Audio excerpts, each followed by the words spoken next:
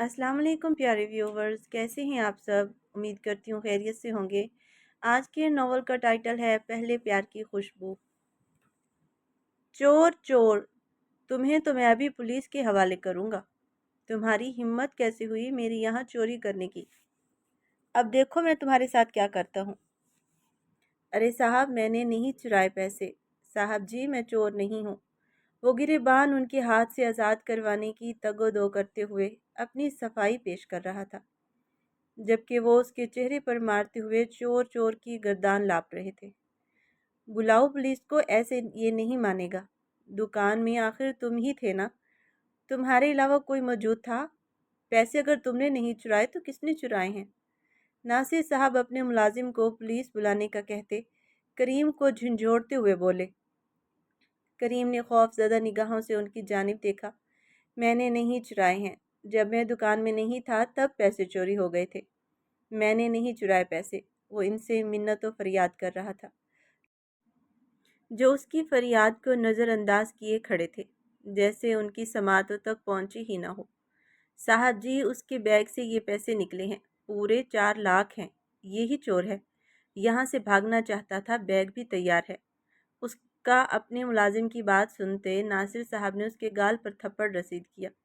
ये मेरी कमेटी के पैसे हैं, मेरी बहन के जहेज के। साहब जी, मैंने चोरी नहीं की। पुलिस को कारखाने में आता देखकर वो फिर से अपनी सफाई दे रहा था, लेकिन सेठ नासिर उसे पुलिस के हवाले कर रहे थे। ले जाएं, इसने चोरी की है, इसने मेरे पैसे चुराए हैं। नासिर साहब के कहने पर करीम ने नफ़ी में सर हिलाया। मत करें ऐसा, मैं चोर नहीं हूँ। वो पैसे मेरी मेहनत के कमाए हुए हैं, मेरी बहन के जहेज के हैं। वो फरियाद कर रहा था, अपनी सफाई पेश कर रहा था, लेकिन कोई भी इसकी फरियाद पर कान नहीं धर रहा था। 25 साल करीम का ताल्लुक पेशावर के गांव के एक गरीब घराने से था। कम उम्र में बाप के गुजर जाने के बाद बेवा माँ और बड़ी बहन की कफालत की जिम्मेदारी उसके कंधों पर आ गई थी। 10वीं जमात के बाद उसने अपनी पढ़ाई को खैराबाद कह दिया था और पंजाब के शहर में आकर मुख्तलिफ नौकरी करने लगा था। कुछ महीनों पहले ही उसने नासिर साहब की लकड़ियों के कारखाने में मुलाजमत शुरू की थी। अपनी मेहनत की कमाई से उसने कमेटी डाली थी। उसकी बहन की शादी 2-3 दिनों में थी। उसे अपनी आबाई घर वापस जाना था। कमेटी के खुलते ही वो नासिर साहब से वापस घर जाने की इजाज़त ले चुका था। सुबह की बात है, जब वो नाश्ता करने की गर्ज से कारखाने को खुला छोड़ते, कारखाने से 2 दुकानें छोड़ वहां मौजूद होटल से नाश्ता कर रहा था। उसका ध्यान कारखाने की जानिब ही था, जब होटल वाले को बिल देने की खातिर उसका ध्यान कारखाने से हटा और फिर ये डकैती की कार्रवाई हो गई, जिसका सारा इल्ज़ाम उसके सर लगा। 3 महीने गुजर गए थे उसे नाकर्दा गुनाह की सज़ा काटते हुए।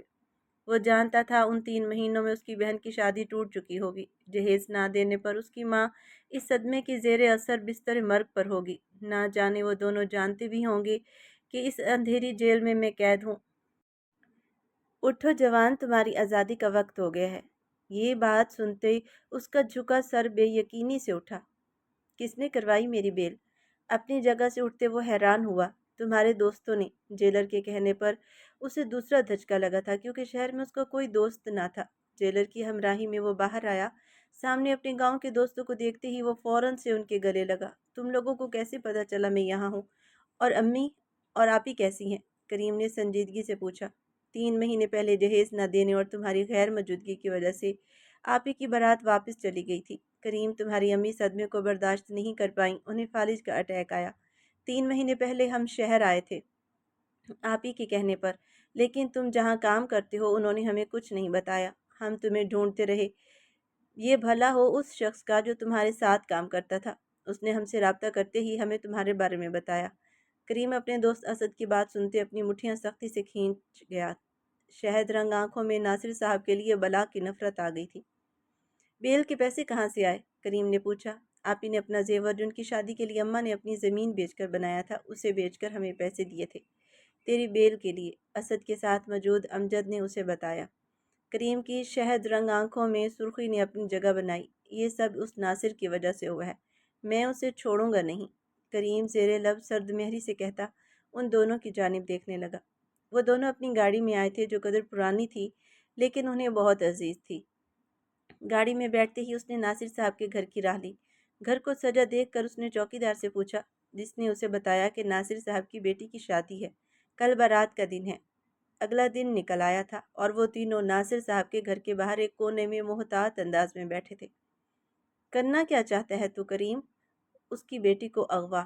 کریم کی بات سنتے وہ شدید نیند میں غرق انگڑائی لیتے اپنی نیند بھگا رہے تھے۔ شوق ہوئے،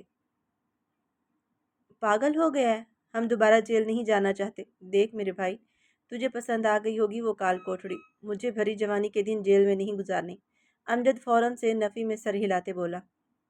کریم نے سرد نگاہوں سے اس کی جانب دیکھا۔ جیل سے آنے کے بعد تو وہ خونخوار ہو گیا تھا۔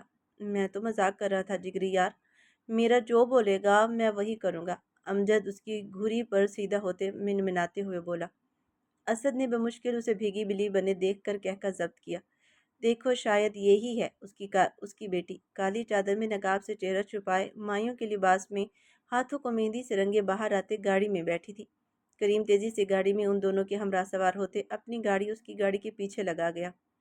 آپ کے گھر سے گاڑی آ گئی ہے، وہ آئینے میں نظر آتے اپنے سجے چہرے کو دیکھ رہی تھی جب سیلون میں موجود ایک ورکر نے اسے آ کر آگاہ کیا۔ رباب مسکراتے ہوئے سر کو خم دیتے اپنی جگہ سے اٹھ کھڑی ہوئی تھی۔ اپنا لہنگا سنبھالتے وہ سیلون سے باہر نکلی تھی۔ سڑک کو سنسان دیکھ کر اسے حیرت ہوئی، یہاں تو صرف ایک ہائی رف موجود تھی، اس کی گاڑی تو کہیں نہیں تھی۔ یہ سوچ کر اس نے ورکر کو غلط فہمی ہوئی ہوگی، پلٹنے لگی تھی جب اسی پل عقب سے آتے ایک ہاتھ نے اس کی گردن کی مخصوص نس دبائی اور اسے ہوش و حواس سے غافل کر دیا تھا۔ کیا منہ کھولے دیکھے جا رہے ہو مجھے؟ گاڑی کا دروازہ کھولو جلدی۔ ان دونوں کو اپنی جانب حیرت سے دیکھتے ہوئے وہ بہت مشکل رباب کے وجود کو سنبھالتے ہوئے بولا۔ لہنگا بھاری تھا، اس سے سنبھالا نہیں جا رہا تھا۔ یہ تو نے کہاں سے سیکھا؟ اسد نے تیزی سے گاڑی کا دروازہ کھولا، جبکہ امجد سب کچھ چھوڑے یہ جاننا چاہ رہا تھا کہ کریم کو یہ ٹرک کیسے پتہ چلی۔ جیل میں ایک دوست بنا تھا، اس نے بتایا تھا ایسے بھی بے ہوش کیا جا سکتا ہے۔ اب بیٹھ جاؤ ورنہ یہیں چھوڑ جاؤں گا۔ کریم رباب کے وجود کو گاڑی کی بیک سیٹ پر بٹھاتے خود بھی اس کے ساتھ بیٹھتے ہوئے دانت پیستے ہوئے بولا۔ امجد جلدی سے گاڑی میں سوار ہوا۔ جیل میں رہ کر کوئی بھروسہ نہیں تھا کہ اسے یہاں ہی چھوڑ جاتا۔ دکھتی نازک سی ہے لیکن ہاتھی جیسا وزن ہے۔ کریم نے ایک نگاہ رباب کے چہرے پر ڈالی تھی۔ گہرے سرخ اور گولڈن امتزاج کے لباس میں ملبوس، زیورات سے لدی میک اپ سے نقوش کو مزید ابھارے وہ حسین لگ رہی تھی کہ کریم کے دل نے بیٹ مس کی۔ چھوٹی سی ناک جس میں نتنی ڈالی گئی تھی، سرخ یاقوتی لب، گھنی پلکیں جو اس وقت عرض پر سایہ فگن تھی۔ کریم تیزی سے نظریں اس سے پھرتے بڑبڑایا۔ اس کی گاڑی کے شیشے سیاہ تھے، وہ تو دیکھ سکتے تھے باہر، لیکن باہر والا اندر نہیں دیکھ سکتا تھا۔ وہ خان تھے، ان کے گھر کی خواتین بھی اس گاڑی میں سفر کرتی تھی۔ وہ ان کے پردے کے لیے یہ سب کرنا ضروری تھا، اسی وجہ سے ان کی بچت ہو گئی تھی۔ پشاور اپنے گاؤں کی حدود میں آتے وہ اپنے گھر جانے کی بجائے امجد کے گھر آیا تھا۔ رباب کے وجود کو بازوؤں میں اٹھاتے اس کے وجود کو ایک الگ سے احساس نے آن گھیرا تھا۔ سر جھٹکے وہ اسے لیے ایک کمرے میں آتے وہاں موجود چارپائی پر بیٹھ گیا۔ دروازہ بند کرتے وہ باہر آیا تھا۔ اب تینوں دوست مل کر صحن میں بیٹھے اپنی باتوں میں مشغول ہو گئے تھے۔ کریم انہیں تمام واقعات سے آگاہ کر رہا تھا جو اس کے ساتھ ہوئے تھے۔ سمرین جو شدت سے ان تینوں کا انتظار کر رہی تھی، گاؤں کے ایک بزرگ کے بتانے پر کہ وہ تینوں امجد کے گھر موجود ہیں، حیرت زدہ ہوتے پردہ کرتے اپنے گھر سے نکلی۔ اماں دوائی کھا کر سو رہی تھی اور امجد کا گھر 2 گلیاں چھوڑ کر ہی تھا۔ وہ تینوں ابھی باتوں میں مشغول ہی تھے جب کمرے کا دروازہ بجا۔ اس لڑکی کے چیخنے کی آواز سنتے ہی اس نے اپنے لب بھینچ دیے۔ ابھی کریم اس کمرے کی جانب بڑھتا، جب اندر آتی اپنی بہن کو دیکھتے اس نے لب سختی سے بھینچے۔ سمرین جو 3 مہینوں بعد اپنے بھائی کو سامنے دیکھتے آبدیدہ ہوئی تھی، لڑکی کے چیخنے کی آواز سنتے اس نے بے یقینی سے ان تینوں کی جانب دیکھا۔ کریم نے بہن کی بے یقین نظروں کو دیکھتے ہوئے مجرموں کی طرح سر جھکا لیا تھا۔ یہ کون ہے؟ یہ لڑکی؟ سمرین ان تینوں کے چوکنا سر کو دیکھتے ہوئے گویا ہوئی۔ بتاؤ گے تم تینوں؟ ان تینوں کو خاموش دیکھتے ان کی آواز بلند ہوئی۔ جب امجد انہیں سب کچھ بتانے چلا گیا، جسے سننے کے بعد انہوں نے اپنے دل پر ہاتھ رکھے، اشتعال میں بے یقینی اور افسوس کے ملے جلے تاثرات لیے اپنے بھائی کو دیکھا۔ تمہیں شرم نہیں آئی ایسی حرکت کرتے ہوئے کریم؟ آخر اس لڑکی کا ان سب میں کیا قصور؟ سمرین اس کے عارض پر زوردار تھپڑ رسید کرتے ہوئے سنجیدگی سے بولی۔ آپ ہی میں چھوڑ آؤں گا اس کو، کل تک میں صرف اس کے باپ کو بتانا چاہتا تھا کہ گھر کی دہلیز پر آئی بارات کے لوٹ جانے کا دکھ کیا ہوتا ہے۔ کریم چہرہ جھکائے سیٹھ ناصر کو یاد کرتے نفرت سے بولا، چھوڑ آؤ گے؟ تمہیں لگتا ہے کہ سب اتنا آسان ہے؟ اس لڑکی کی عزت داؤ پر لگ گئی ہے۔ تم اسے لے کر جاؤ گے، تمہیں لگتا ہے اس کا باپ اسے اپنا لے گا؟ اس کے اوپر ایک دھبا لگ گیا ہے، کوئی یقین نہیں کرے گا کہ وہ اغوا ہوئی تھی۔ سب یہی بولیں گے کہ وہ اپنی مرضی سے بھاگی تھی۔ اب تک تو اس کے باپ کے چہرے پر کالک بھی مل چکی ہوگی۔ سمرین انتہائی طیش میں کریم سے گویا ہوئی، جو سر جھکائے مجرموں کی مانند کھڑا تھا۔ میں صرف بدلہ لینا چاہتا تھا۔ آپ بھی سیٹھ ناصر کی وجہ سے میں 3 مہینے جیل میں رہا۔ آپ کی بارات گھر سے واپس چلی گئی۔ میری ماں صدمے میں بستر مرگ پر ہے۔ سب چیزوں کا خمیازہ اسی کو بھگتنا تھا۔ کریم مٹھیاں بھیج کر گزرا وقت یاد کرتے ضبط سے بولا، صحیح کہا، اسے بھگتنا تھا، اس کی بیٹی کو نہیں۔ اس بچی کو اب کون اپنائے گا؟ کریم، تم نے اس کی عزت خراب کر دی ہے۔ اسے اس کی بارات والے دن اٹھا لائے تم۔ انتقام میں اس حد تک اندھے ہو گئے تھے، میری تربیت کو بھول بیٹھے۔ سمرین کی سماعتوں میں رباب کی چیخیں گونج رہی تھی۔ وہ ضبط کی انتہاؤں پر تھی۔ اپنے بھائی سے اس کام کی اسے امید نہیں تھی۔ کریم نے سرخ سی آنکھوں سے اس کی جانب دیکھا۔ قاضی صاحب کو بلاؤ۔ کریم، تم نے اس کی عزت خراب کی ہے، تم ہی اسے اپنی عزت بناؤ گے۔ کچھ پل کی خاموشی کے بعد وہ ایک فیصلے پر پہنچی۔ اٹل لہجے میں بولی۔ کریم نے بے یقینی سے ان کی جانب دیکھا، پر آپی، میں ایسا نہیں کر سکتا۔ میں اس کو کیسے اپنی بیوی بنا سکتا ہوں؟ کریم نے نفی میں سر ہلاتے کہا، بالکل ویسے ہی جیسے اس کے گھر سے اغوا کر کے لائے تھے۔ چپ چاپ ہو کر قاضی کو لے آؤ اور نکاح کرو گے تم اس سے، اور یہی میرا آخری فیصلہ ہے۔ سمرین اس کی نفی کرنے پر سختی سے گویا ہوئی۔ جاؤ امجد۔ اسے اپنی جگہ سے نہ ہلتا دیکھ کر اس نے امجد سے کہا، جو اسبات میں سر ہلاتے وہاں سے چل نکلا تھا، کھانا رکھو ٹرے میں، اس لڑکی کو دو اور اسے بتاؤ کہ تمہارا نکاح ہے اس کے ساتھ۔ میں کس منہ سے اس کے سامنے جاؤں؟ کریم، تم نے مجھے کسی کے سامنے نظر اٹھانے کے قابل نہیں چھوڑا۔ اس لڑکی کو منانا تمہارا کام ہے۔ جاؤ اسے مناؤ۔ میں جانتی ہوں یہ دنیا اس بچی کو زندہ نہیں رہنے دے گی، کھا جائے گی۔ نم آواز میں کہتے وہ تخت پر بیٹھتی چلی گئی۔ اپنی بہن کی باتوں نے اسے شدید شرمندگی اور پشیمانی میں مبتلا کیا تھا۔ وہ سر جھکائے امجد کا لایا ہوا کھانا ٹرے میں نکالتے کمرے کی جانب بڑھ گیا، جہاں سے اب آواز آنا بند ہو گئی تھی۔ کوئی ہے؟ پلیز کھولو دروازہ، مجھے جانے دو۔ اندھیرے کمرے میں دروازے سے لگی وہ دروازہ بچاتی رہی۔ وہ نہیں جانتی تھی کہ اسے کس نے اغوا کیا ہے، کیوں اغوا کیا ہے۔ وہ تو سیلون میں تھی۔ ورکر کے کہنے پر اس کے گھر سے ڈرائیور آ گیا ہے، وہ باہر نکلی تھی۔ باہر کسی کو موجود نہ پاتے وہ پلٹی، جب کسی کا سلگتا لمس اسے اپنی گردن پہ محسوس ہوا تھا۔ پھر وہ ہوش و حواس سے غافل ہو گئی تھی۔ اب جب ہوش آیا، وہ اس اندھیرے کمرے میں بند تھی، جہاں کوئی کھڑکی موجود نہ تھی، بس ایک دروازہ تھا، وہ بھی بند۔ چیخ چیخ کر اب اس کا گلا بیٹھ گیا تھا، رو رو کر برا حال تھا۔ قدموں میں مزید سکت نہیں بچی تھی کہ وہ مزید کھڑے ہو پاتی۔ نڈھال قدم سے چلتے ہوئے اس کے کمرے میں موجود چارپائی پر آتے بیٹھ گئی۔ اپنے بابا کی یاد انتہائی شدت سے آ رہی تھی۔ وہ اسے ڈھونڈ رہے ہوں گے، اس کے لیے پریشان ہوں گے۔ اپنے بابا کو یاد کرتے ہی وہ تڑپ اٹھی۔ ابھی کچھ پل ہی گزرے تھے جب دروازہ کھولنے کی آواز سنتے وہ دروازے کی جانب متوجہ ہوئی، جہاں سے آتی تیز روشنی نے اس کی آنکھوں میں چبھن کی تھی۔ آنکھیں ملتے اس نے اپنے آپ کو اس روشنی سے مانوس کرنا چاہا، جب اس کی نظر اندر داخل ہوتے شخص پر پڑی جو اس کی طرف پشت کیے اب دروازہ بند کرتے کمرے کی لائٹس جلا گیا تھا۔ کمرے کی روشنی میں نہاتے دیکھ کر رباب حیرت زدہ سی ہوئی۔ جب کمرے میں لائٹس موجود تھیں تو وہ اتنی دیر کیوں اندھیرے میں رہی تھی؟ کریم نے پلٹتے چارپائی پر بیٹھی رباب کی جانب دیکھا۔ ایک پل کے لیے وہ اپنی جگہ ٹھٹک سا گیا۔ رونے کے باعث اس کی آنکھیں اور ناک سرخ ہو رہی تھی۔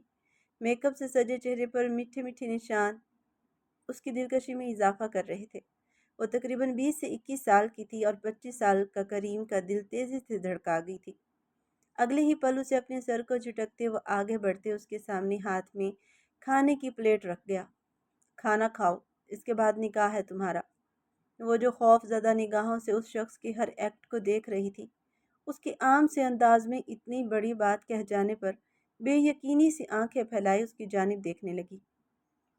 کریم نے بڑی بڑی آنکھوں کی یہ حرکت بغور دیکھی۔ میں نکاح نہیں کروں گی۔ دیکھو مجھے جانے دو پلیز، میرے بابا میرے انتظار کر رہے ہوں گے، پلیز مجھے جانے دو۔ اگلے ہی پل وہ اپنی جگہ سے اٹھتے ہوئے بولی۔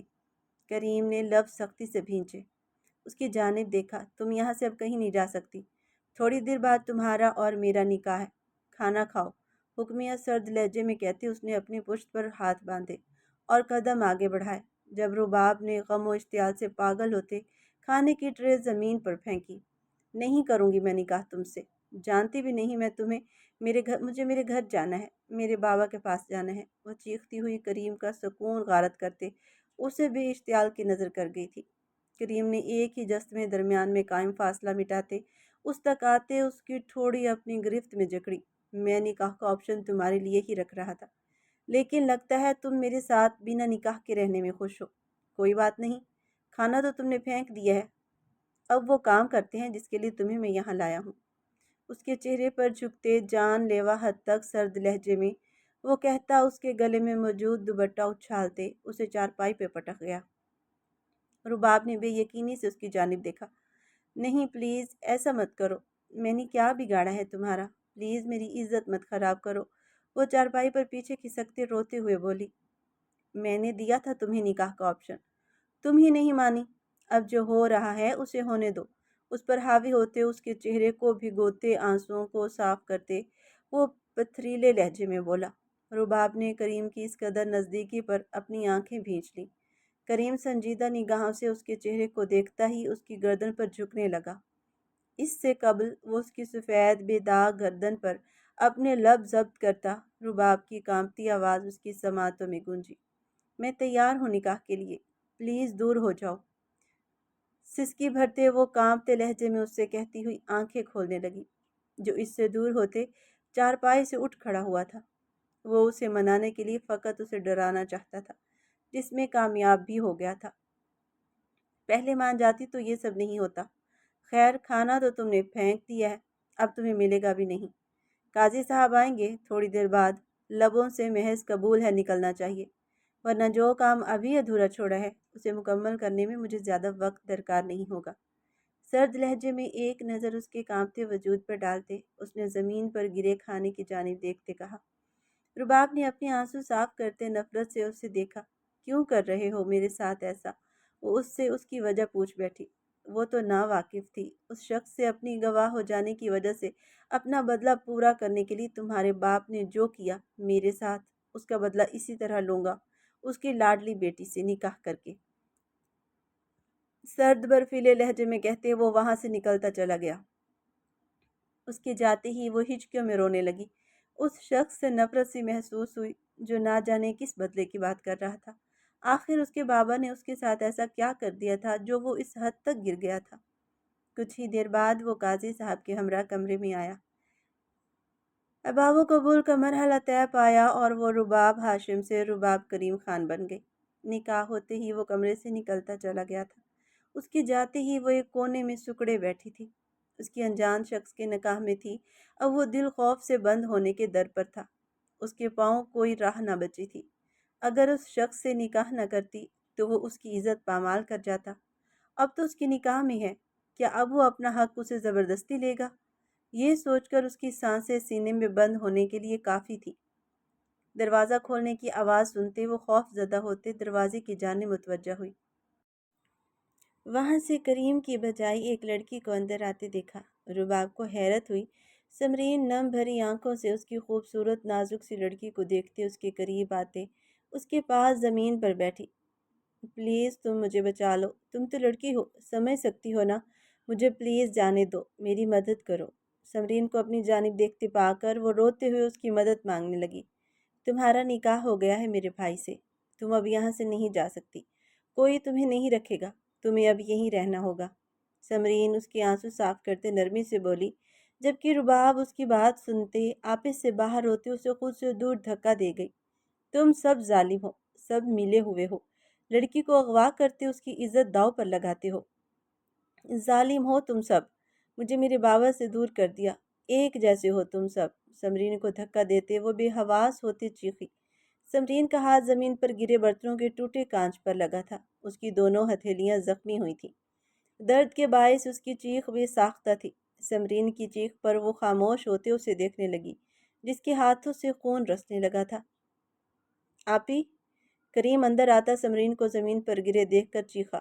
کریم کو کمرے میں آتا دیکھ کر رباب کا وجود لرز اٹھا۔ اس نے خوف زدہ نگاہوں سے اس کی جانب دیکھا، جس نے سمرین کو زمین سے اٹھاتے اس کی دونوں خون بھری ہتھیلیوں کو دیکھا تھا، اور پھر سرد نگاہوں کا مرکز رباب کا نازک وجود بنا۔ اگلے ہی پل وہ کانچ کے ٹکڑا زمین سے اٹھائے رباب کی جانب بڑھتے اسے بازو سے اٹھاتے دیوار سے لگا گیا۔ اس اچانک افتاد پر نہ رباب کو سمجھ آیا کہ اس کے ساتھ کیا ہوا ہے، نہ سمرین کو۔ پلیز اپنی گردن پر کانچ کے چبھن محسوس کرتے رباب خوف زدہ نگاہوں سے اسے دیکھتے ہوئے بولی، تمہارے باپ کی وجہ سے کیا کم درد ملے ہیں میری بہن کو، جو تم نے بھی انہیں زخم دے دیا؟ تم بھی اپنے باپ کی طرح ظالم ہو۔ ہمت کیسے ہوئی میری بہن کو تکلیف دینے کی؟ سرخ لہو رنگ نگاہیں رباب کی خوف زدہ بھیگی نگاہوں میں گاڑے وہ دھاڑا۔ رباب کے حواس معطل ہوئے، اس شخص کا خوف مزید بڑھا، اسے لگا اپنے حواس کھو بیٹھے گی، جبکہ سمرین جو اپنے معصوم بھائی کا یہ جنونی روپ دیکھ رہی تھی، ہوش میں آتے اس کی جانب بڑھتے اسے رباب سے دور کرتے اس کے عرض پر تھپڑ رسید کر گئی۔ آپی! کریم نے انہیں دیکھتے جبڑے سختی سے بھینچے، جبکہ رباب فوراً سے سمرین کا بازو تھام گئی تھی۔ اسے سہارے کی ضرورت تھی، ورنہ وہ زمین بوس ہو جاتی۔ دفع ہو جاؤ یہاں سے، ورنہ میرے ہاتھ پھر سے اٹھ جائے گا۔ کتنی زیادتی کرو گے اس لڑکی پر تم؟ پہلے اس کے باپ کے جرم کا بدلہ اسے اغوا کر کے لیا، اور پھر اب اس پر ہاتھ اٹھانے لگے تھے۔ سمرین نے غصے سے سرخ ہوئی رنگت سے دھاڑی، آپ کے ہاتھوں سے خون نکل رہا ہے آپی، اس کی وجہ سے آپ کو چوٹ لگی ہے۔ کریم گہر آلود نگاہوں سے رباب کے لرزتے وجود کو دیکھتے نرمی سے بہن سے مخاطب ہوا تھا۔ میں نے جان بوجھ کر نہیں کیا، مجھے نہیں پتا تھا آپ کے ہاتھ پر لگ جائے گی۔ کپ کپاتے لہجے میں اس نے سمرین کے بازو کو مضبوطی سے تھامتے وضاحت دی۔ اس کی ہچکیاں بند گئی تھیں، آنکھیں نم تھی، چھوٹی سی ناک بھی شدید سرخ ہو رہی تھی۔ رونے کے سبب کریم نے نظریں اس کے وجود سے ہٹاتے اپنی بڑھی ہوئی داڑھی پر ہاتھ پھیرا۔ سمرین نے اسے اپنی سینے سے لگاتے اس کی پشت سہلائی۔ سن لیا؟ اب جب تمہارے اندر بھڑکتی انتقام کی آگ بجھ جائے تب گھر لوٹنا، اس سے پہلے گھر میں قدم نہیں رکھنا۔ سمرین اسے سختی سے سناتی ہوئی رباب کے کانپتے وجود کو خود میں بھینچے قدم آگے بڑھا گئی تھی۔ کہاں لے کر جا رہی ہیں اسے کمرے سے باہر جاتا دیکھ کر وہ سوال گو ہوا۔ گھر، بس ایک لفظ کا جواب دیتے وہ اسے آگے لے کے بڑھی۔ کریم نے بھی قدم انہی کی تقلید میں بڑھا دیے، جنہوں نے باہر آتے اسد کے ہاتھ سے شال لی تھی، وہ پہلے ہی اسے بول کر منگوا چکی تھی۔ شال لے کر انہوں نے رباب کے وجود پر ڈالی۔ بس بس خاموش ہو جاؤ، میں ہوں نا، کوئی کچھ نہیں کہے گا تمہیں۔ زخمی ہاتھ کو اپنی چادر سے صاف کرتے ہوئے نرمی شفقت سے مسکراتے ہوئے بولی، آپ کا بھائی بہت برا ہے، میں نفرت کرتی ہوں اس سے۔ سمرین کے نرمی سے کہنے پر وہ اپنی نفرت بیان کر رہی تھی، اور کریم نے لفظ سختی سے بھینچے۔ اپنی نئی نویلی بیوی کے منہ سے اپنے لیے نفرت کا لفظ سنا، سمرین اسے اپنے حصار میں لیے وہاں سے نکلتی چلی گئی۔ کریم اپنے دکھتے سر کو 2 انگلیوں سے مسلتے تخت پر براجمان ہوا۔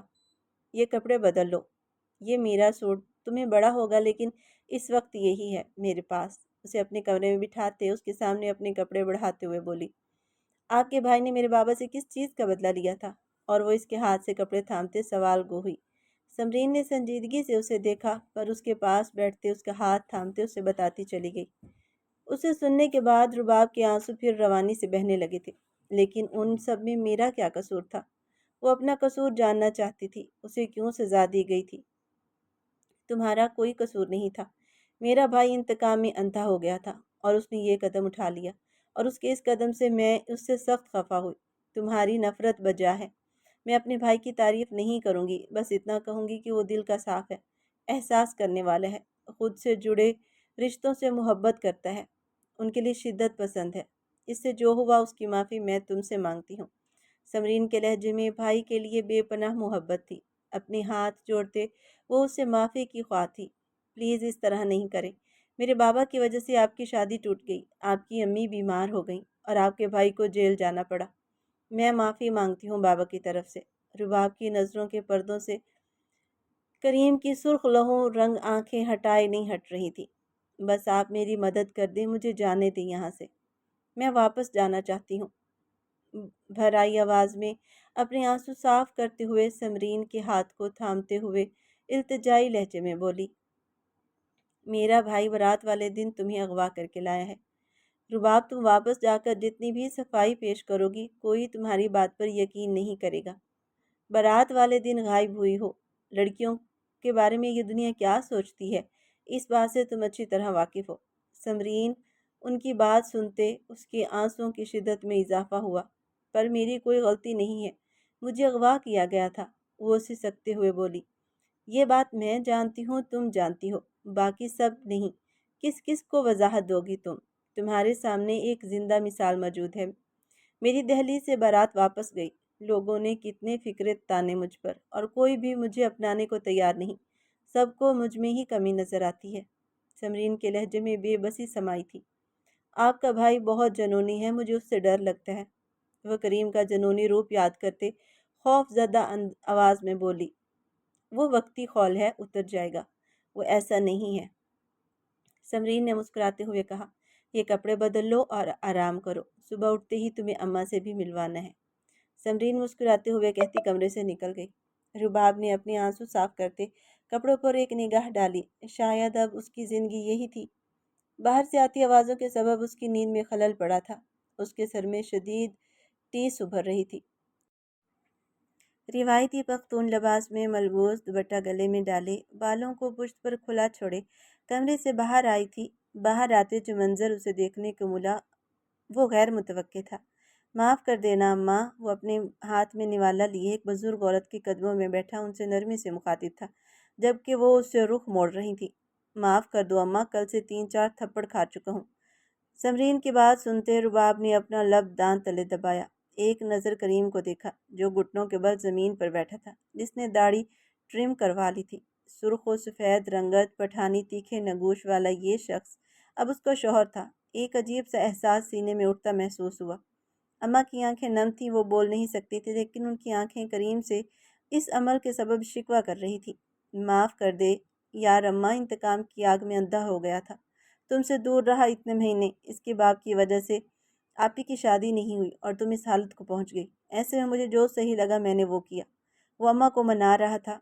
रुबाब की आंखें नम हुई। उसके बाबा की वजह से 3 लोगों की ज़िंदगी बर्बाद हुई थी। अम्मा ने उसकी जानिब देखते अपने पलकें झिपकाईं, जैसे कहा हो कि माफ़ कर दिया। करीम ने मुस्कुराते हुए निवाला उनके लबों से लगाया, जिसे वो खा गई। इस मंजर को देखते वो भी मुस्कुरा उठी। रुबाब, आओ ना, अम्मा को मिलना है तुमसे। समरीन की निगाह रुबाब पर पड़ी तो उसका हाथ थामते उसे अपने साथ ले आई।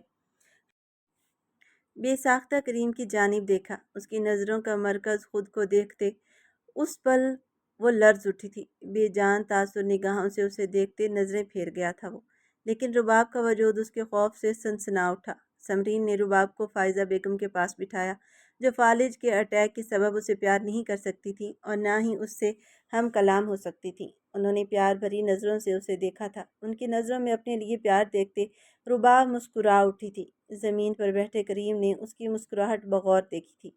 दिल ने एक बीट मिस की। अगले ही पल वो घर से निकलता चला गया। उसके जाते ही समरीन उसे अम्मा और अपने घर वालों के बारे में बताने लगी, जिसे वो इश्तियाक से सुन रही थी। वो सीने पर हाथ बांधे खिड़की पर खड़ी बाहर देख रही थी, जहाँ वो भूरे रंग की शलवार कमीज पहने लकड़ियाँ काटने में मसरूफ था। 1 हफ्ता होने को आया था उसे यहाँ समरीन और फायजा बेगम के साथ। उसका तमाम वक्त गुजरता था। उस शख्स से उसका टकराव कमोबेश ही होता था, वरना वो एक दूसरे से हम कलाम नहीं होते थे और ना ही अपने दरमियान मौजूद इस खूबसूरत रिश्ते के तकाज़ों को पूरा करने के लिए किसी ने पहल की थी। समरीन ही कहती थी कि करीम के बारे में, वो वाकई वैसा नहीं था जैसा उसके साथ पेश आया था। अपनी माँ और बहन के साथ एक छोटे बच्चे की इमानत बन जाता था। वह तकरीबन एक पूरे हफ्ते से यूं ही खिड़की से देखती रहती थी इसको, जिसको हर आता जाता शख्स सलाम करता और वो मुस्कुराते हुए सबके साथ पेश आता था। इससे अब इस शख्स से नफरत तो न थी, लेकिन इसके जुनूनी रूप के सबब वो खौफ उसके दिल में भर गया था। इसमें ज़रा सी कमी नहीं आई थी। लकड़ियाँ तोड़ते अपने चेहरे पर नज़रों की तपिश महसूस करते करीम ने सर उठाया, उसकी जानिब देखा, जो उसको देखने पर सटपटाते हुए तेज़ी से वहाँ से गायब हुई। करीम के लबों पर मुस्कुराहट ने अपनी झलक दिखाई। मुस्कुराते हुए वो वापस अपने काम में मशगूल हुआ। आप आप ही मैं मदद कर दूं? سمرین کو برتن دھوتے دیکھ کر وہ نرمی سے مخاطب ہوئی۔ ہاں تم یہ کر دو، میں امی کو دیکھ لوں۔ سمرین یہ کہتی فوراً سے وہاں سے نکلی۔ رباب نے اپنے بالوں کا جوڑا بنایا، آستین موڑی اور برتن دھونے شروع کر دیے۔ کریم جو لکڑیاں لایا تھا کچن میں سمرین کی جگہ رباب کو دیکھتے تذبذب کا شکار ہوا، اسے مخاطب کرے بھی یا نہیں۔ یہ لکڑیاں لایا ہوں، آپ ہی کو بتا دینا۔ بالآخر اس نے چپ کر روزہ توڑتے اسے مخاطب کیا۔ وہ خاموشی میں یکدم اس کی بھاری گھمبیر آواز سنتے خوف سے اچھلتے اس کی جانب متوجہ ہوئی۔ اس کی آنکھوں میں بے یقینی کا عنصر کریم کی دھڑکنوں کی رفتار میں اضافہ کر جاتا تھا۔ جی، اسے خود کی جانب دیکھتے وہ سر جھکائے محض جی کہتی، واپس اپنے کام میں مشغول ہوئی۔ جب اس کی سلکی بالوں کا جوڑا کھلتے اس کے چہرے کے گرد گھیرا ڈال گیا، رباب جھنجھلا کر رہ گئی۔ کریم جو اس کے رخ موڑ لینے پر اس کی پشت پر ایک گہری نگاہ ڈالتے پلٹنے ہی لگا تھا، اس کے یوں جھنجھلانے پر رکا اور بے ساختہ اس کی جانب بڑھنے لگا۔ اس کے عقب میں کھڑے ہوتے اس کے بالوں کو سمیٹ کر اس کے بالوں میں بل ڈالنے لگا۔ رباب کا برتن دھوتا ہاتھ ساکت ہو گیا، دل کی دھڑکنوں میں تلاطم مچا، وہ سانسیں روک گئی اس کی پیش قدمی پر، جبکہ کریم نے جھجکتے اس کے بالوں سے اٹھتی مہک میں سانس بھرتے اس کے سر پر اپنے لب ضبط کیے اور پھر اپنے دل کے شور سے تنگ آتے ہوئے باہر نکلتا چلا گیا۔ اس کے جاتے رباب بے یقینی سے پلٹی، چہرے کی رنگت شرم و حیا کے باعث اس کی جسارت پر سرخ ہوئی۔ سمرین جو کمرے کی دہلیز پر کھڑی مسکراہٹ لیے یہ منظر دیکھ رہی تھی، اس نے بے ساختہ رباب کے چہرے پر رنگ دیکھے۔ ماشاء اللہ کہا۔ پچھلے ایک ہفتے سے وہ اس کمرے میں اکیلی سو رہی تھی۔ کریم باہر آنگن میں سوتا تھا، لیکن آج کریم اس کمرے میں موجود تھا۔ وجہ یہ تھی کہ اسے شدید بخار تھا اور گاؤں میں سردی کی شدت زیادہ ہونے کے سبب اگر وہ آنگن میں سو جاتا تو مزید بیمار ہو جاتا۔ رباب نے گہرا سانس بھرتے کمرے میں قدم رکھا۔ وہ کمرے میں موجود سنگل بیڈ پر آنکھیں موندے لیٹا ہوا۔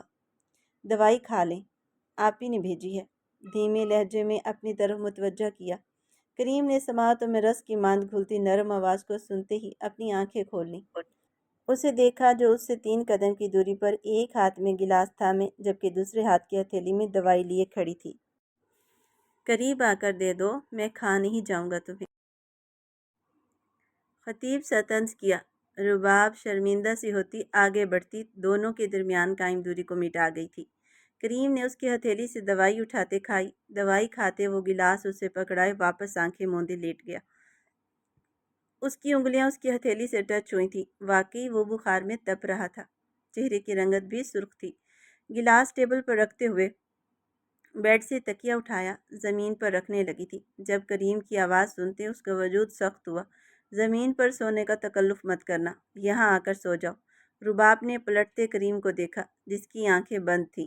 وہ بند آنکھوں سے کیسے جان گیا تھا کہ وہ زمین پر سونے لگی تھی؟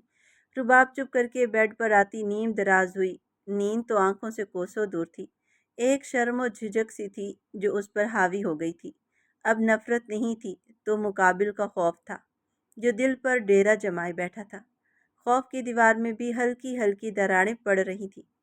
شاید اس کی پچھلی جسارت کے سبب وہ نیم دراز اسے دیکھ رہی تھی۔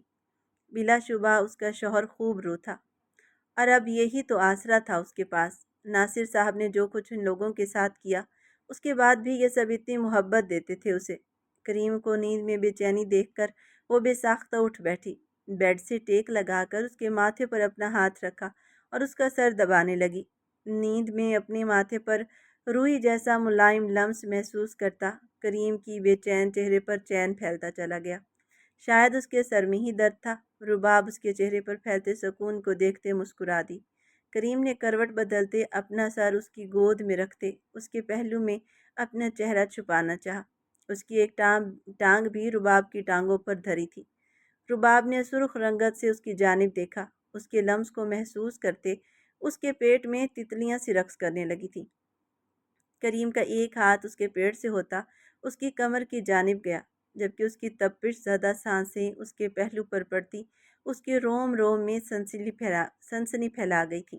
رباب نے اس نئے احساسات کو دل سے محسوس کرتے اس کے بالوں میں اپنی انگلیاں چلاتے اسے راحت پہنچانی چاہی، جبکہ کریم بھی گہری نیند میں اپنے آپ کو سکون کی گہری وادی میں ڈوبتا محسوس کر رہا تھا۔ ایک نئے دل فریب احساس تلے وہ نیند سے بیدار ہوا۔ اپنے پاس سے اٹھتی مہکتی خوشبو اپنے نتنوں سے ٹکراتی محسوس کرتے کریم نے اپنے انتہائی نزدیک گہری نیند میں محو رباب کو دیکھا، جو اس کے سینے پر سر رکھے اپنا تمام وزن اس پر ڈالے نیند میں گم تھی۔ کریم کے دل کی دھڑکنوں نے رفتار پکڑی۔ یہ منظر اسے حیرت میں مبتلا کر رہا تھا۔ اس سے ڈرنے والی جو اس سے ہم کلام ہونا پسند نہیں کرتی تھی، وہ اس کے اس حد تک قریب موجود تھی۔ کریم نے احتیاط سے اسے خود سے دور کرتے اس کا سر تکیے پر سیٹ کیا۔ روز صبح کا آغاز اگر اس طرح ہو تو زندگی ہی بن جائے۔ نرمی و محبت سے اسے دیکھتے، اس کے ماتھے پر بوسہ دیتے وہ بیڈ سے اٹھ کھڑا ہوا۔ طبیعت اب قدرے بہتر تھی۔ رباب پر ایک نگاہ ڈالتے وہ وہاں سے نکلتا چلا گیا۔ تمہیں نہیں لگتا تمہیں اپنی بیگم کے لیے اب کپڑے لانے چاہیے؟ وہ بیچاری میرے کپڑوں میں تھیلا لگتی ہے۔ وہ لکڑیاں کاٹتے سمرین کو دینے آیا تھا جب سمرین نے اسے روکتے ہوئے کہا۔ کریم نے اس کے کہنے پر سامنے کچن میں کام کر رہی رباب پر نگاہ ڈالی۔ اس نے جو کپڑے پہن رکھے تھے وہ اس کی جسامت سے بڑے تھے۔ سمرین تندرست تھی جبکہ رباب کا وجود نازک سا تھا۔ رباب کی رنگت اور کچھ زیادہ ہی سرخ تھی جبکہ لبوں پر مسکان بھی جمی تھی۔ یہ نیا روپ اس کی قربت کے سبب تو نہیں تھا؟ کریم نے بے ساختہ سوچا۔ اگلے ہی پل وہ اپنا سر جھٹک گیا۔ وہ کسی خوش فہمی کا شکار نہیں ہونا چاہتا تھا۔ میرے پاس اتنے پیسے نہیں ہیں۔ جتنے پیسے ہیں اس میں اس کی شایان شان کپڑے کہاں سے لاؤں؟ کریم نے اسے گہری نگاہوں سے دیکھتے تلخی سے کہا۔ کماؤ بیوی کے لیے پیسے، وہ قدم نہیں بڑھا رہی تو تم قدم بڑھاؤ۔ اس رشتے کو کب تک ایسے ادھورا رکھنا ہے؟ سمرین نے سنجیدگی سے کہا۔ میں نے جو اس کے ساتھ کیا ہے اس کے بعد وہ مجھے قبول کرے گی؟ کریم اس سے سوال گو ہوا۔ یہ تو تب پتہ چلے گا جب تم اس کی جانب قدم بڑھاؤ گے۔ اتنے دنوں سے تمہارے گھر میں رہ رہی ہے، تمہاری بیوی بن کر، اس کا کوئی تو مطلب ہوگا نا؟ سمرین کے کہنے پر کریم چہرہ جھکائے تلخی سے مسکرا دیا۔ وہ بیوی جس کی آنکھوں میں مجھے دیکھتے ہی خوف اترتا تھا، جیسے میں کوئی جنگلی جانور ہوں۔ وہ سر جھٹکتے بولا۔ اس کی گردن پر کانچ رکھتے اسے مارنے والے تھے تم۔ کریم ڈرے گی نہیں تو کیا پیار کرے گی تم سے؟ سمرین نے طنزیہ کہا۔ شرمندہ ہوں میں اس پر، اب کیا کروں محترمہ، دیکھتی تک نہیں۔ بیوی کے ہوتے ہوئے میں کنواروں کی طرح زندگی گزار رہا ہوں۔ وہ منہ بناتے ہوئے بولا۔ اور یہ بات بولو نا اسے۔ سمرین نے اپنی مسکراہٹ ضبط کی۔ کچھ پل ساتھ بیٹھے تو بولوں نا، میں آتا ہوں تو وہ غائب ہو جاتی ہے۔ دیکھنا اب چائے لا کر تمہیں دے گی اور میری چائے سامنے رکھ دے گی۔ اسے کچن سے چائے لاتے دیکھ کر کریم نے کہا تھا، اور اس کی پیش قدمی صحیح ثابت ہوئی۔ رباب نے اس کی چائے اس کے سامنے رکھ دی۔ کریم نے جتاتی نظروں سے بہن کو دیکھا جو چہرہ جھکائے اپنی ہنسی ضبط کر گئی تھی، جبکہ رباب کا آج یہ گریز خوف کے باعث نہیں تھا بلکہ شرم کے باعث تھا۔ ساری رات اس کے پہلو میں منہ چھپائے سویا تھا، اور پھر جب اس کی آنکھ لگنے لگی تھی تب وہ اسے خود میں جکڑ گیا تھا۔ وہ اس کا سامنا کرنے سے کترا رہی تھی، شرم کے باعث، اور کریم اسے خوف سمجھ بیٹھے تھے۔ سمرین نے اس کے کندھے پر ہاتھ رکھتے تسلی دی۔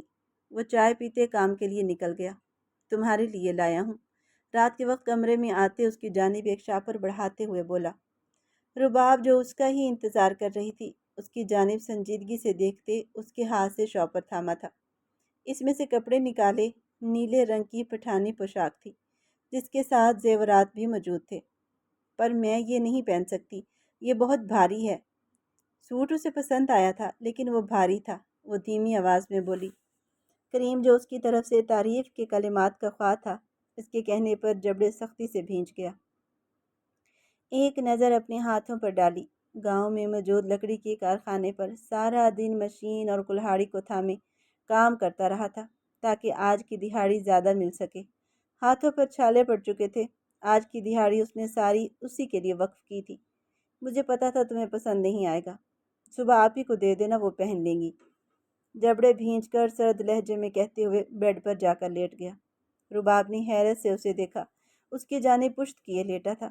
اسے شدت سے احساس ہوا کہ وہ غلط بول گئی۔ سوٹ تو اسے پسند آیا تھا، بس بھاری ہونے کی وجہ سے اس نے کہا تھا۔ کھانا کھا لیتے؟ روایتی بیویوں کی طرح اسے شوہر کی فکر نے آن گھیرا تھا۔ بھوک نہیں، وہ دو لفظی جواب کریم کی جانب سے موصول ہوا۔ رباب اپنا نچلا لب چبانے لگی۔ کمرے کی لائٹ بند کرتے وہ بھی اپنی جگہ لیٹ گئی۔ دل نے شدت سے اسی حصار کی تمنا کی جو کل اس کے گرد بندھا ہوا تھا۔ اس کی پشت کو نم نگاہوں سے دیکھتے ہوئے اپنی آنکھیں بند کر گئی۔ وہ اس سے خفا ہو گیا تھا اور اس کی خفگی رباب کے لیے جان پر بنائی تھی۔ کل رات کے بعد اس کا موڈ سخت خراب تھا۔ صبح اٹھتے اپنے پہلو کو خالی محسوس کرتے ہوئے جبڑے سختی سے بھینچ گیا تھا۔ جب اسی پل وہ کمرے میں داخل ہوئی، کریم نے ایک نظر اسے دیکھا اور دیکھتا ہی رہ گیا۔ وہ اس کے لائے ہوئے لباس میں ملبوس، کانوں میں جھمکے ڈالے، بالوں میں بل ڈالے، میک اپ سے پاک چہرہ لیے اس کا ناشتہ اس کی جانب لائی تھی۔ بیڈ پر اس کے برابر میں بیٹھتے اس نے دونوں ہاتھوں کو تھاما۔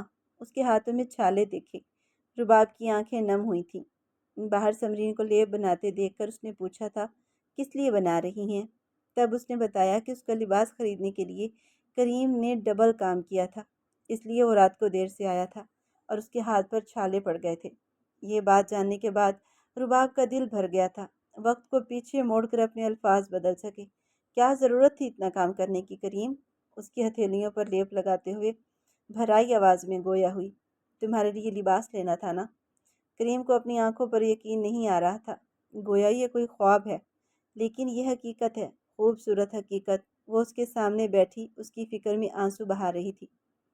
لباس اتنا ضروری بھی نہیں تھا، پہن تو رہی تھی میں آپ ہی کے کپڑے، ٹھیک تھے وہ بھی، اپنے آپ کو کیوں تکلیف دی؟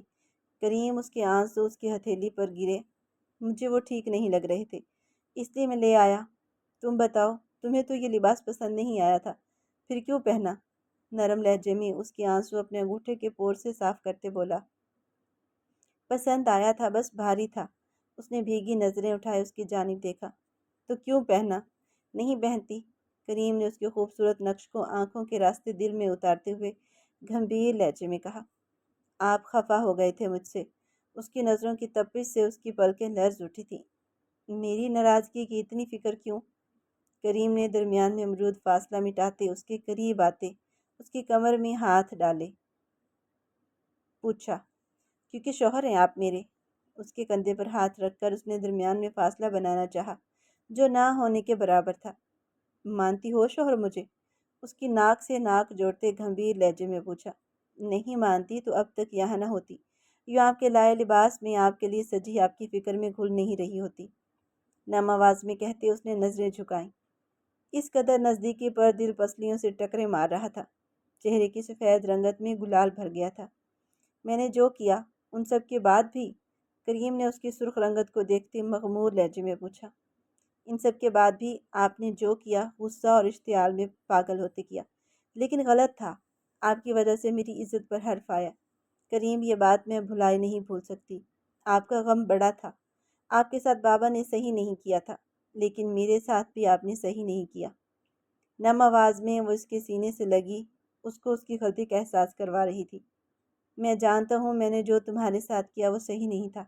میں انتقام کی آگ میں پاگل ہو گیا تھا۔ رباب اپنی بہن کی برات کا لوٹ جانا، ماں کا بستر تک محدود رہنا، 3 ماہ پولیس والوں کا ظلم سہنے کے بعد جنونی ہو گیا تھا میں۔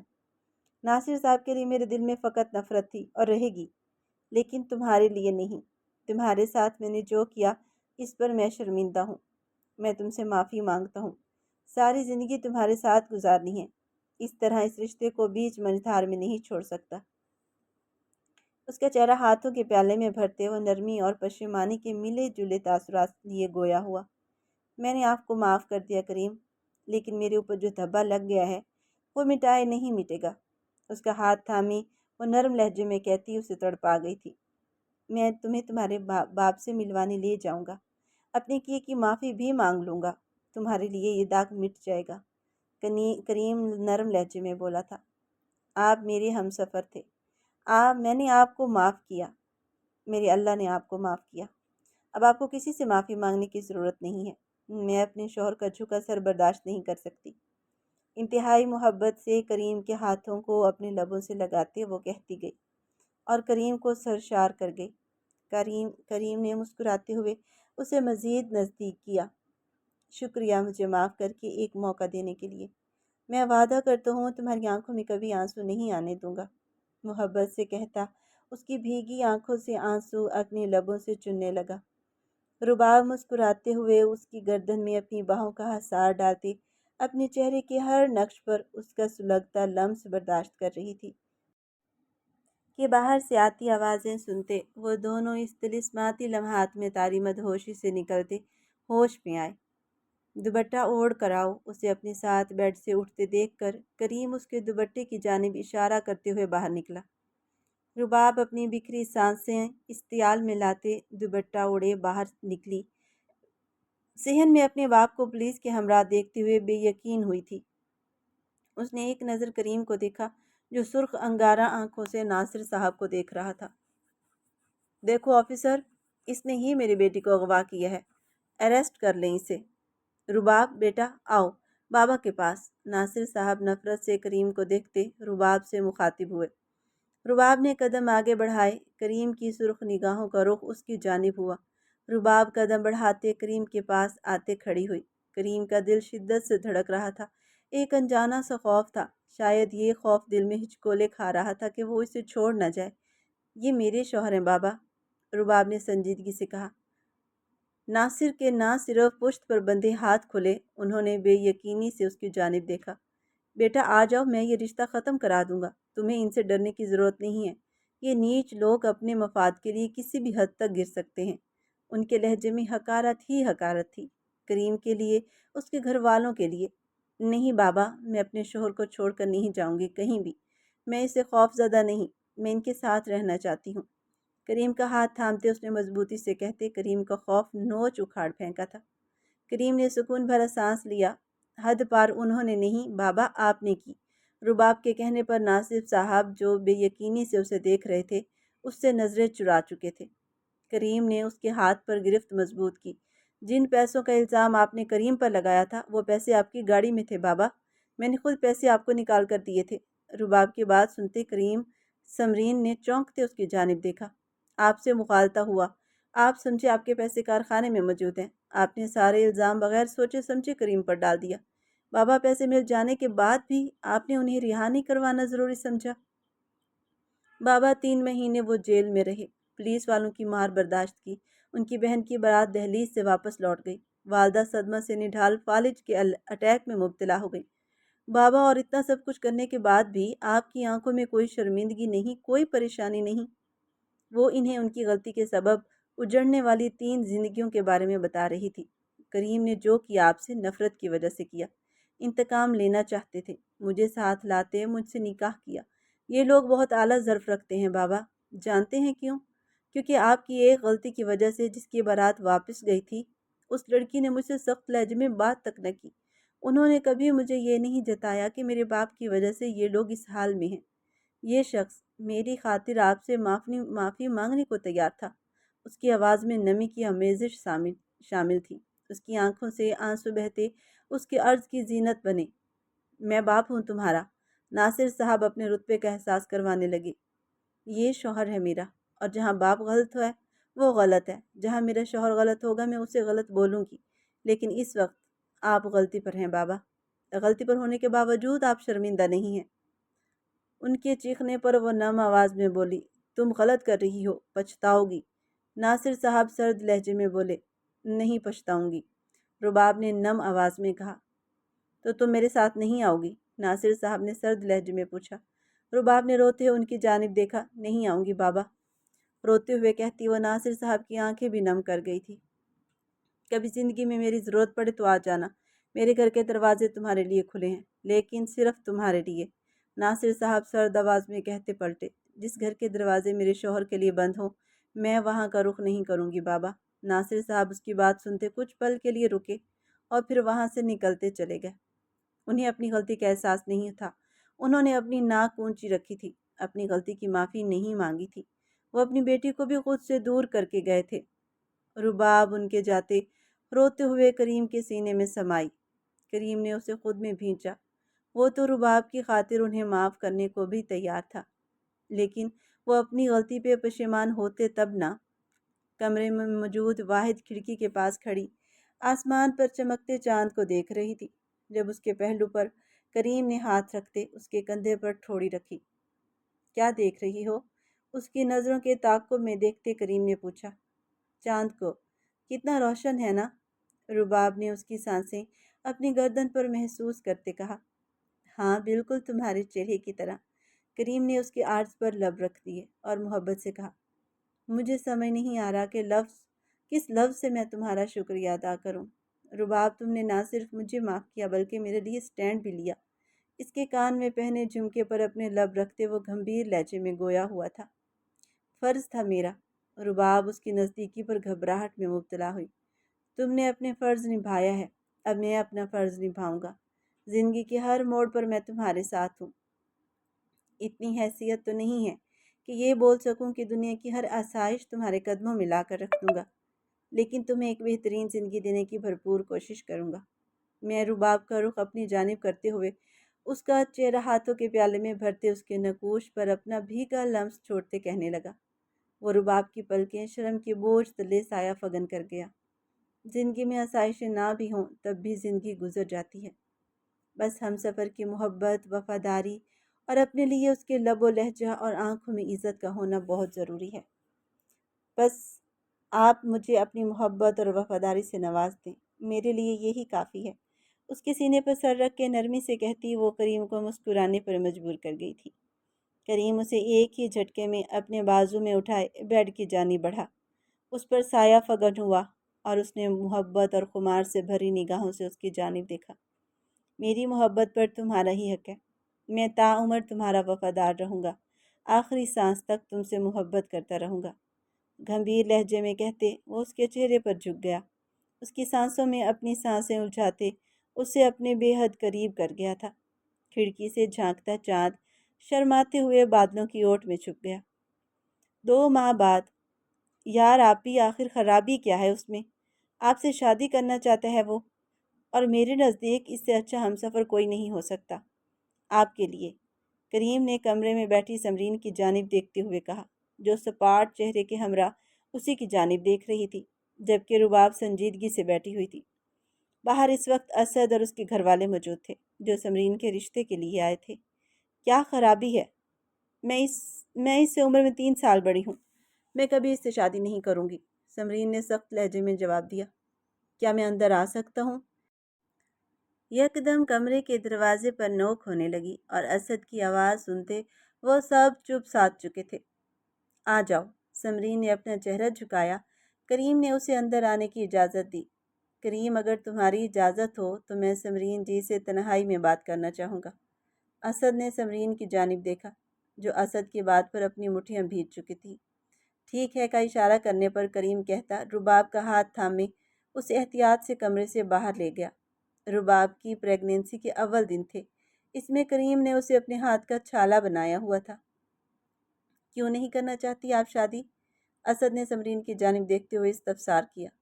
سمرین نے لفظ سختی سے بھینچے۔ میں تم سے بڑی ہوں اسد، میں نے کبھی تمہیں اس نگاہ سے نہیں دیکھا۔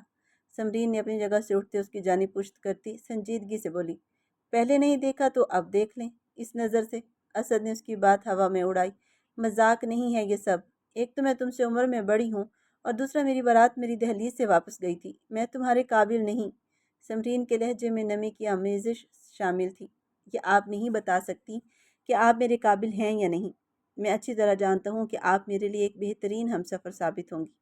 اسد کے لہجے میں سختی سمٹ آئی تھی۔ اسد، مت کرو یہ سب، صحیح نہیں ہے، لوگ کیا بولیں گے کہ میں اپنے بھائی کی عمر کے آدمی سے شادی کر لی ہے۔ سمرین نے اسے قائل کرنا چاہا۔ لوگوں کا کام ہے بولنا، وہ تو مردہ انسان کو بھی نہیں چھوڑتے۔ میرے لیے میری پسند اہمیت رکھتی ہے، آپ مجھے پسند ہیں اور مجھے میری زندگی میں اب آپ چاہیے۔ آپ کی شادی کی خبر مجھ پر قیامت بن کر ٹوٹی تھی۔